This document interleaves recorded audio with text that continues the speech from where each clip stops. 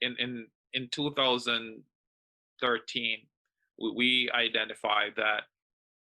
our black and brown students were not persistent at the same level as our general college population, and more specifically, our male students were not being retained, or they were not persisting at the highest level possible. That is not news to anyone, and I don't think that will be surprising to anyone because that have been a national trend for years. At Fox Valley Tech, what we did in 2013, with the partnership of some of our local and state funders, we developed a program called Brother to Brother, where we integrated as much as possible of equitable practices to make sure that those students have someone that they can relate to, or someone that understand where they're coming from, but make sure that there is representation there as well. And we piloted that program with 43 students, and 43 of the most at-risk students at the institution. At the end of that first year, a group of students that had a retention rate anywhere between 37 to 45% ended up that year with a retention rate of over 72.5%, just because of the focus efforts. And as we look at creating an equitable economy, we have to make sure that we give those who want to be, the future business owners, opportunities to get the education that they need.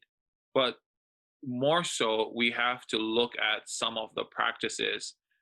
that are in place that are not providing the opportunities that individual needs in order to access resources, because someone have to be competing against a larger company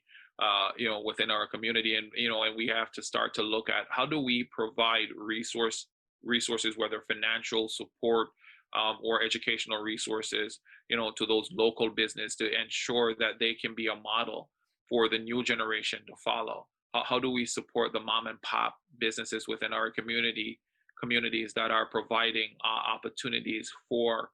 our most marginalized groups of community members, to let them be an inspiration, and to give them the opportunity to provide guidance when it's necessary, to every single person within our community. So in addition to providing education and ensuring that people get the education that they need, as an institution, we also feel that we should be educating our local businesses.